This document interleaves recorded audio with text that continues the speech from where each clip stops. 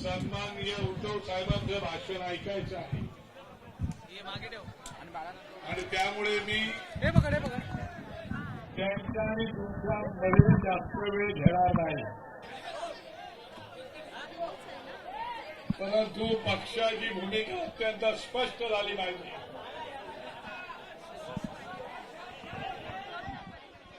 कारण या गिरणी कामगारांनी मुंबईमध्ये लढा पुकारलेला आहे आणि या लढ्याला ठाकरे बंधूंनी पूर्णपणे पाठिंबा दिलेला आहे. मी तुम्हाला एवढं सांगू इच्छितो, कालच तुम्ही मीरा भाईंदरला पाहिलंय की मराठी माणूस एक झाला तर काय करू शकतो. मीरा भाईंदर तो झाकी है, महाराष्ट्र पुरा बाकी है. महाराष्ट्र मराठी माणसांचा आहे आणि म्हणून आपण नेहमी कित्येक वर्ष घोषणा देतोय की मुंबई आमची आहे, कोणाच्या बापाची नाही आहे आणि मुंबईमध्ये दादागिरी मराठी माणसांची चालेल.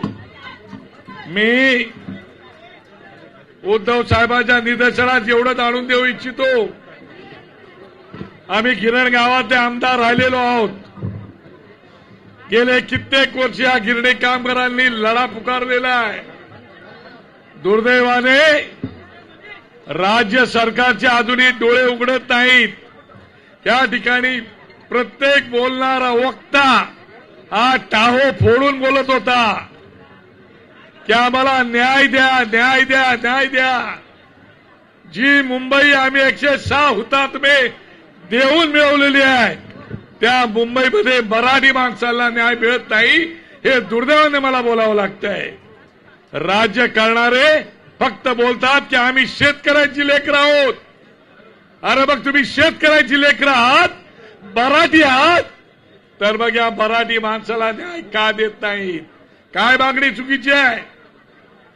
ज्या गिरण गावाने त्या मुंबईला सगळं दिलं, त्या गिरण गावातल्या माझ्या गिरणी कामगारांना तुम्ही घर देत नाही.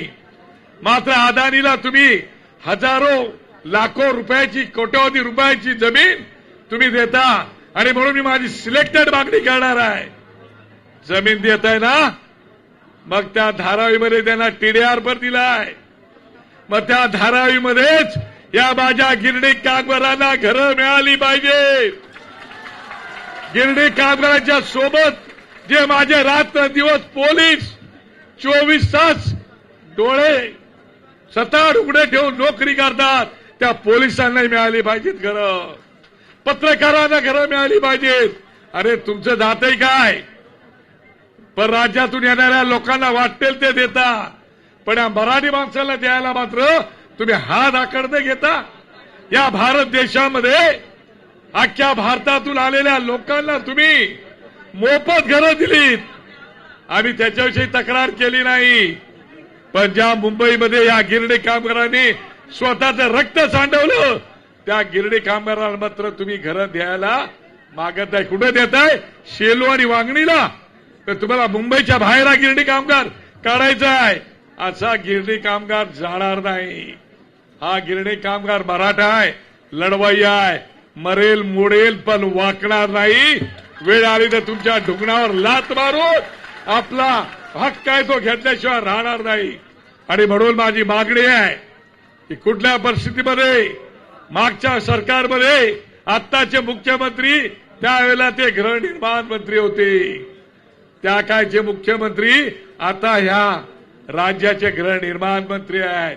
त्यांना माझी विनंती आहे की या इथे, तुम्हाला जरा मराठी माणसाचा पुळकात असेल, इथे या आणि घोषणा करा की मराठी माणसांना मुंबईमध्ये आम्ही घरं देऊ, धारावीत देऊ, एनटीसीच्या मिलमध्ये जमीन आहे तेथे देऊ, बीपीडीला प्रचंड जमीन पडून आहे तिथे देऊ, पण या मराठी माणसांना मुंबईच्या बाहेर काढणार नाही.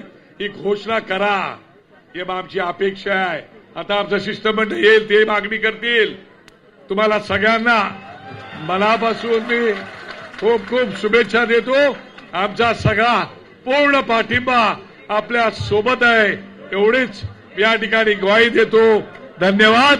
जय हिंद, जय महाराष्ट्र. एबीपी माझा, उघडा डोळे बघा नीट.